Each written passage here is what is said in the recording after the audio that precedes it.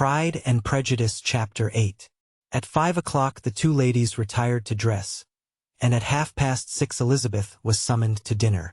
To the civil inquiries which then poured in, and amongst which she had the pleasure of distinguishing the much superior solicitude of Mr. Bingley, she could not make a very favourable answer. Jane was by no means better.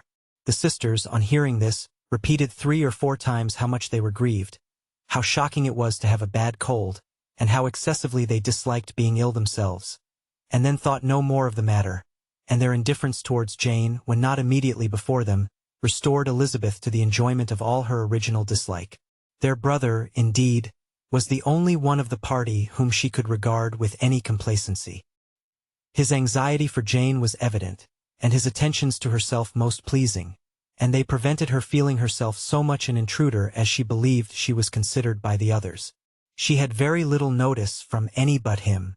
Miss Bingley was engrossed by Mr. Darcy, her sister scarcely less so, and as for Mr. Hurst, by whom Elizabeth sat, he was an indolent man, who lived only to eat, drink, and play at cards, who, when he found her prefer a plain dish to a ragout, had nothing to say to her.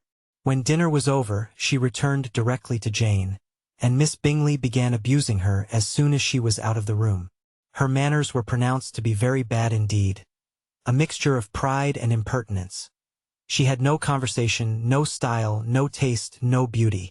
Mrs. Hurst thought the same, and added, "She has nothing, in short, to recommend her, but being an excellent walker. I shall never forget her appearance this morning. She really looked almost wild." "She did indeed, Louisa. I could hardly keep my countenance. Very nonsensical to come at all. Why must she be scampering about the country? Because her sister had a cold. Her hair so untidy, so blousy. Yes, and her petticoat. I hope you saw her petticoat, 6 inches deep in mud, I am absolutely certain, and the gown which had been let down to hide it not doing its office." "Your picture may be very exact, Louisa," said Bingley, "but this was all lost upon me. I thought Miss Elizabeth Bennet looked remarkably well when she came into the room this morning.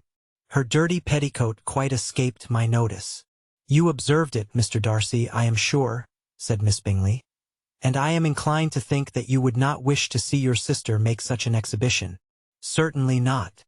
To walk 3 miles, or 4 miles, or 5 miles, or whatever it is, above her ankles in dirt, and alone, quite alone. What could she mean by it? It seems to me to show an abominable sort of conceited independence, a most country-town indifference to decorum." "It shows an affection for her sister that is very pleasing," said Bingley. "I am afraid, Mr. Darcy," observed Miss Bingley in a half-whisper, "that this adventure has rather affected your admiration of her fine eyes." "Not at all," he replied. "They were brightened by the exercise." A short pause followed this speech, and Mrs. Hurst began again. "I have an excessive regard for Jane Bennet. She is really a very sweet girl, and I wish with all my heart she were well settled. But with such a father and mother, and such low connections, I am afraid there is no chance of it." "I think I have heard you say that their uncle is an attorney in Meryton?" "Yes, and they have another, who lives somewhere near Cheapside." "That is capital," added her sister, and they both laughed heartily. "If they had uncles enough to fill all Cheapside," cried Bingley, "it would not make them one jot less agreeable." "But it must very materially lessen their chance of marrying men of any consideration in the world," replied Darcy. To this speech Bingley made no answer, but his sisters gave it their hearty assent, and indulged their mirth for some time at the expense of their dear friend's vulgar relations. With a renewal of tenderness, however, they repaired to her room on leaving the dining-parlour, and sat with her till summoned to coffee.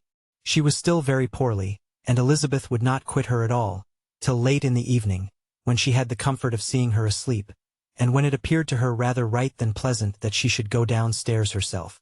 On entering the drawing-room, she found the whole party at loo, and was immediately invited to join them, but suspecting them to be playing high, she declined it, and making her sister the excuse, said she would amuse herself, for the short time she could stay below, with a book. Mr. Hurst looked at her with astonishment. "Do you prefer reading to cards?" said he. "That is rather singular." "Miss Eliza Bennet," said Miss Bingley, "despises cards. She is a great reader, and has no pleasure in anything else. I deserve neither such praise nor such censure, cried Elizabeth. I am not a great reader, and I have pleasure in many things. In nursing your sister I am sure you have pleasure, said Bingley, and I hope it will soon be increased by seeing her quite well. Elizabeth thanked him from her heart, and then walked towards a table where a few books were lying.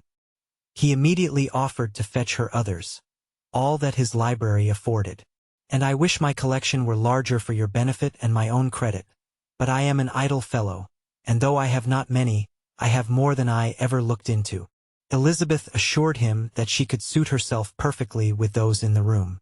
I am astonished, said Miss Bingley, that my father should have left so small a collection of books. What a delightful library you have at Pemberley, Mr. Darcy. It ought to be good, he replied. It has been the work of many generations. And then you have added so much to it yourself, you are always buying books. I cannot comprehend the neglect of a family library in such days as these. Neglect! I am sure you neglect nothing that can add to the beauties of that noble place. Charles, when you build your house, I wish it may be half as delightful as Pemberley. I wish it may.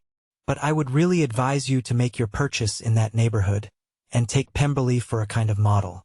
There is not a finer county in England than Derbyshire. With all my heart, I will buy Pemberley itself if Darcy will sell it.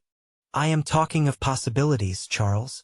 Upon my word, Caroline, I should think it more possible to get Pemberley by purchase than by imitation. Elizabeth was so much caught by what passed, as to leave her very little attention for her book, and soon laying it wholly aside, she drew near the card table, and stationed herself between Mr. Bingley and his eldest sister, to observe the game. "Is Miss Darcy much grown since the spring?" said Miss Bingley. "Will she be as tall as I am?" "I think she will.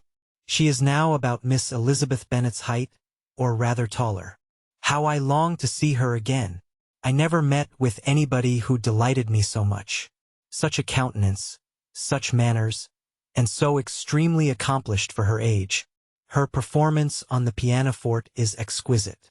"It is amazing to me," said Bingley, "how young ladies can have patience to be so very accomplished as they all are." "All young ladies accomplished? My dear Charles, what do you mean?" "Yes, all of them, I think. They all paint tables, cover screens, and net purses. I scarcely know anyone who cannot do all this, and I am sure I never heard a young lady spoken of for the first time, without being informed that she was very accomplished." "Your list of the common extent of accomplishments," said Darcy, "has too much truth. The word is applied to many a woman who deserves it no otherwise than by netting a purse or covering a screen. But I am very far from agreeing with you in your estimation of ladies in general.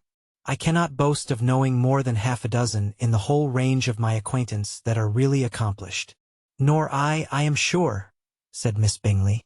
"Then," observed Elizabeth, "you must comprehend a great deal in your idea of an accomplished woman."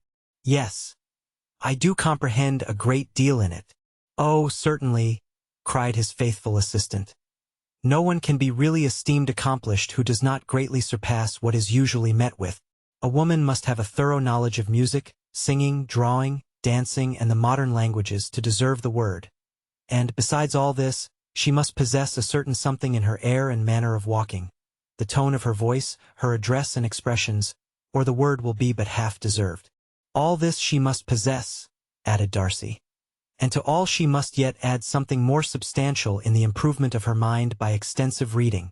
I am no longer surprised at your knowing only 6 accomplished women. I rather wonder now at your knowing any. Are you so severe upon your own sex as to doubt the possibility of all this? I never saw such a woman. I never saw such capacity, and taste, and application, and elegance, as you describe united." Mrs. Hurst and Miss Bingley both cried out against the injustice of her implied doubt, and were both protesting that they knew many women who answered this description, when Mr. Hurst called them to order, with bitter complaints of their inattention to what was going forward.